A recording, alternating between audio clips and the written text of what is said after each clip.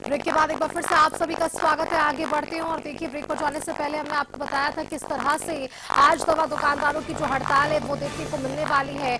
Online दवा बिक्री के खिलाफ इनका ये हड़ताल जो है वो जरूर देखने को मिलने वाला है। डुप्लीकेट दवाओं के विरोध में भी इनका ये हड़ताल है।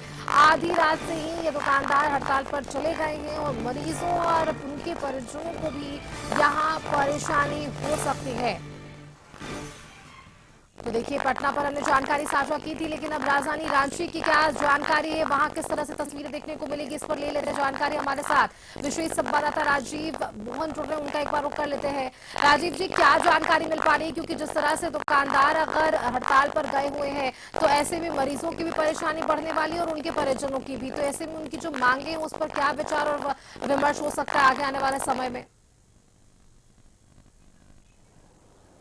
नहीं, सबसे पहले तो ये निश्चित तौर पर जिस प्रकार से आज हड़ताल किया गया है, दवाओं की दुकान जो है बंद रहेंगे, ये बड़ी खबर है, क्योंकि ये कह सकते हैं कि इमरजेंसी सेवा होती है।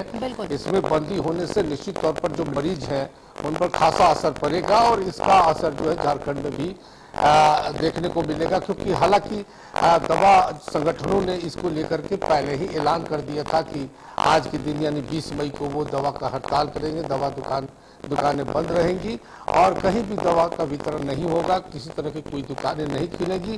तो ये बड़ा कह सकते हैं कि मरीजों के लिए एक बड़ा दिन है और बहुत एहतियात बरतने की जरूरत है। सरकार भी इसको लेकर अलर्ट है, अस्पतालों में भी इसको लेकर अलर्ट किया गया है और जो जरूरी दवाई है, जो इमरजेंसी दवाएं होती हैं, जीवन रक्षक दवाएं होती हैं, उसको अस्पतालों में इंतजाम रखने की, उसको सुनिश्चित करने के लिए सरकार की तरफ से भी व्यवस्था करने के दावे किए गए हैं। लेकिन इस बीच बहुत सारी ऐसी दवाएं हैं जिनकी जरूरत मरीजों को पड़ सकती है और ये बहुत बड़ा खतरा है आज के दिन का, क्योंकि आज दिन भर दवा दुकानदार जो है अपनी दवाओं की दुकानों को बंद रखेंगे और अपना विरोध जता रहे हैं। देखिए, विरोध जो उनका है वो ये है कि ऑनलाइन जो दवाओं का जो कारोबार शुरू हुआ है वो उसको दवा दुकानदार खतरा बता रहे हैं और कह रहे हैं कि इससे नकली दवाओं को बढ़ावा मिल रहा है।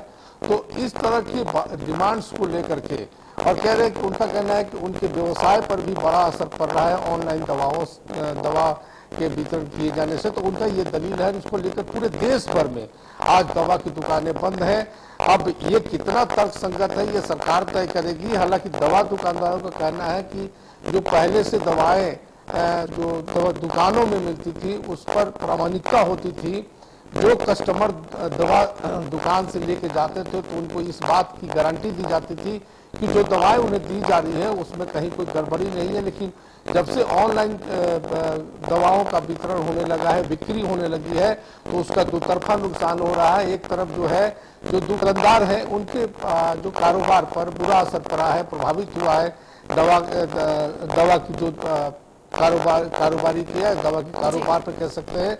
और दूसरी तरफ मरीजों को सही दवाएं नहीं मिल रही है, यह दलील दवा दुकानदारों का है। तो इस तरह से उन्होंने सरकार को एक तरह से आगाह करने के लिए, चेतावनी देने के लिए आज जो है पूरे भारत में जो है दवा दुकानें बिल्कुल बंद राजीव जी, है। अपनी प्रमुख मांगों के साथ आज दवा विक्रेता जो है वो हड़ताल पर चले गए हैं। अब किस तरह से उन्होंने अपनी मांगों को सामने रखने की कोशिश की और अब इस पर सरकार का क्या मंथन आता है देखना होगा। बहुत शुक्रिया आपका राजीव जी हमारे साथ जुड़ने के लिए। आगे